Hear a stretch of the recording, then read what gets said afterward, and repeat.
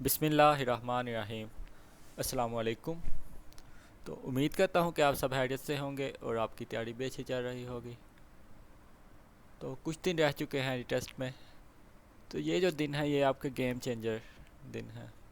बहुत से स्टूडेंट ऐसे होंगे जिन्होंने पूरा साल उतनी अच्छे से तैयारी नहीं की और वो इन दिनों में बहुत अच्छा पढ़ेंगे और उनका एडमिशन हो जाएगा। और ऐसे भी होंगे जिन्होंने पूरा साल मेहनत करते रहे लेकिन आखिर में आकर अब हिम्मत हार जाएंगे और उनका एडमिशन मुश्किल है हो।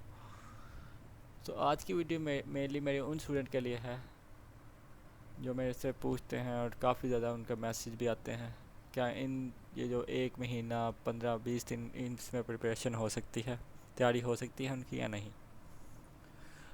तो उसी के बारे में मैं आज आपको बताऊंगा।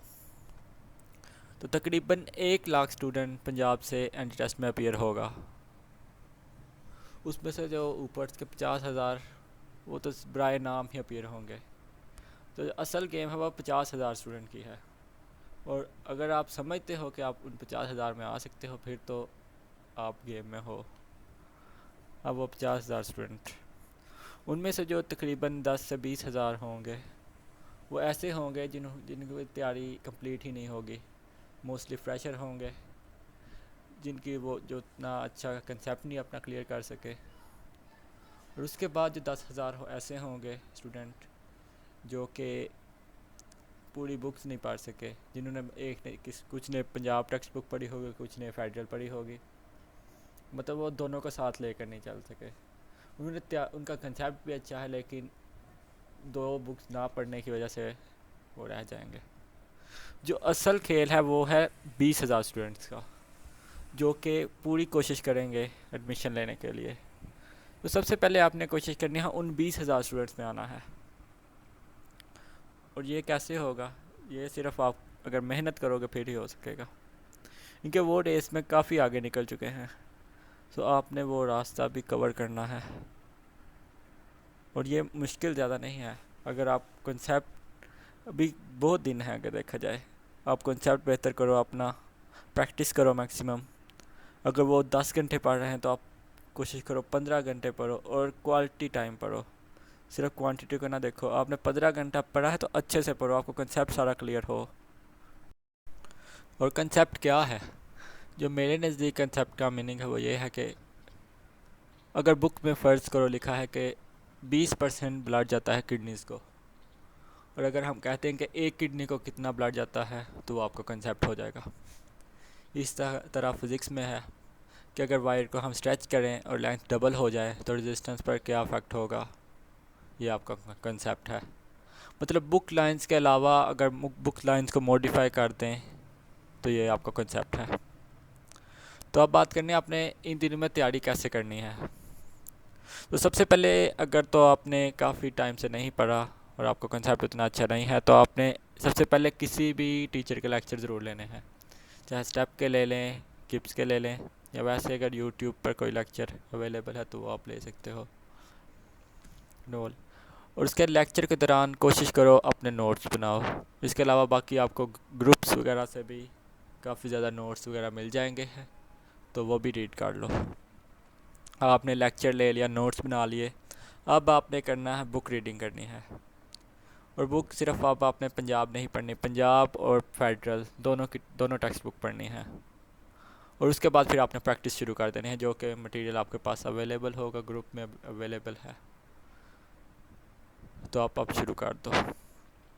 तो लेक्चर सुनो और लेक्चर अच्छे से सुनो, जो पॉइंट इंपॉर्टेंट लगता है उस वो नोट कर लो। और बुक रीडिंग करो, जो लाइन इंपॉर्टेंट है वो अंडरलाइन कर लो। और फिर नोट्स पढ़ो और फिर प्रैक्टिस शुरू कर दो और मैक्सिमम प्रैक्टिस करो। और प्रैक्टिस सिर्फ ऐसे नहीं करनी कि आपने 10 साल के आपके 20 गलत हो गए आप परेशान हो जाओ कि मेरे 20 MCQ गलत हो गए हैं।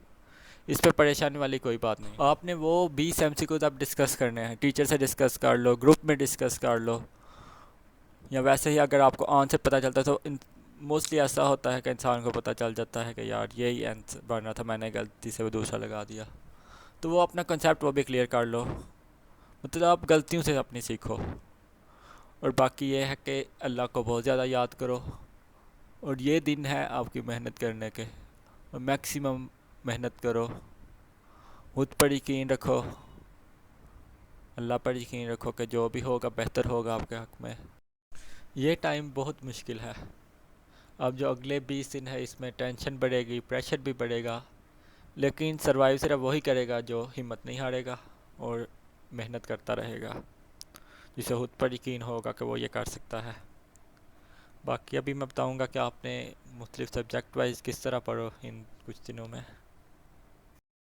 बायोलॉजी, बायोलॉजी के लिए आपने पंजाब टेक्स्ट बुक और फेडरल दोनों को पढ़ना है, और दोनों को अच्छे से पढ़ना है। और इसके अलावा जो इम्पोर्टेंट लाइन मिले वो आपने अंडरलाइन कर लेनी है। डायग्राम और डायग्राम के नीचे जो लाइंस वगैरह लिखी हैं वो भी आपने ज़रूर रीड करनी है। और प्रैक्टिस के लिए आपके पास स्टेप और किप्स के टेस्ट हैं, वो आप उधर से प्रैक्टिस भी कर सकते हो, इससे आपकी अच्छी तैयारी हो जाएगी। केमिस्ट्री के लिए जो मेन आपकी बुक है वो है पंजाब टेक्स्ट बुक। इसके अलावा फेडरल की बुक से भी आपने कुछ टॉपिक करने हैं जो पंजाब टेक्स्ट बुक में एज सच अवेलेबल नहीं है, उनका कंसेप्ट उतना अच्छा नहीं एक्सप्लेन किया गया। इसके अलावा आपको ग्रुप्स में शॉर्ट नोट्स भी मिल जाएंगे, वो आप रीड कर सकते हो। ऑर्गेनिक केमिस्ट्री ज़्यादा इंपॉर्टेंट है, वो आपने पंजाब और फेडरल दोनों बुक से करनी है। और जो इनऑर्गेनिक है वो उसमें वो ज़्यादा कंसेप्चुअल भी नहीं है, ज़्यादा रट्टा ही है, वो इसलिए आप पंजाब टेक्स्ट बुक से कर सकते हो। जहाँ तक फ़िज़िक्स की बात है, फ़िज़िक्स आती है प्रैक्टिस से। आप जितनी ज़्यादा प्रैक्टिस करोगे आपका उतना ही इम्प्रूवमेंट होगी फ़िज़िक्स में। और आपने पढ़ना फ़िज़िक्स को कैसे, आपने पहले लेक्चर लेने हैं, उसके बाद आपने बुक रीडिंग करनी है और नोट्स बनाने हैं। अपने नोट्स बनाओ, इसके अलावा किसी टीचर के नोट्स पढ़ लो, या अगर किसी स्टूडेंट ने शेयर किए हैं तो आप वो नोट्स रीड कर लो, और उसके बाद आप प्रैक्टिस शुरू कर दो। प्रैक्टिस के लिए आपके पास स्टेप के टेस्ट भी हैं और किप्स के टेस्ट भी हैं, जो कि आप ग्रुप में अवेलेबल हैं, वो सॉल्व कर सकते हो। इसके अलावा अगर कोई ऑनलाइन एकेडमी है आप वो भी ज्वाइन कर सकते हो, उनके टेस्ट सॉल्व कर सकते हो, उसका भी आपको फ़ायदा होगा। और न्यूमेरिकल्स के लिए मैं एक अलग से वीडियो बनाऊंगा, उसमें सारा एक्सप्लेन कर दूंगा कि आपने न्यूमेरिकल किस तरह से सॉल्व करने हैं। उसके अलावा आपने कौन सी ट्रिक्स और टिप्स को फॉलो करना है वो भी मैं आपको बता दूंगा। इंग्लिश का मैंने मोस्टली स्टूडेंट से पूछा तो यही आंसर था कि इंग्लिश आसान थी बहुत 2020 के एंटी टेस्ट में। जो वो कैब थी उसके उर्दू मीनिंग आए थे और बाकी रूल्स वगैरह भी बहुत आसान थे। लेकिन इस साल आपने कोशिश करना है कि जो वो कैब स्टेप ने या किप्स ने दी है, आपने सिर्फ उनके स्पेलिंग नहीं देखने, उनके उर्दू मीनिंग ज़रूर याद करने हैं। इसके अलावा अगर हो सके तो एक दो सिनोनिम भी हर वर्ड का याद कर लो। और रूल्स के लिए भी कोई भी बुक आप रीड कर सकते हो, और रूल्स को याद करने के लिए मैक्सिमम प्रैक्टिस करो। इसके अलावा लॉजिकल रीजनिंग, उसके लिए बहुत से लेक्चर अवेलेबल हैं डिफरेंट अकेडमीज़ के, तो वो आप देख लो एक बार, और टेस्ट वगैरह भी अवेलेबल हैं, वो आप एक बार सॉल्व कर लो। तो वो तमाम स्टूडेंट जो इस साल एंटी टेस्ट में अपेयर हो रहे हैं उनके लिए मेरी यही एडवाइस है कि ये जो टाइम है इसमें आपने अब हार नहीं है माननी, बल्कि अब आपने और ज़्यादा मेहनत करनी है।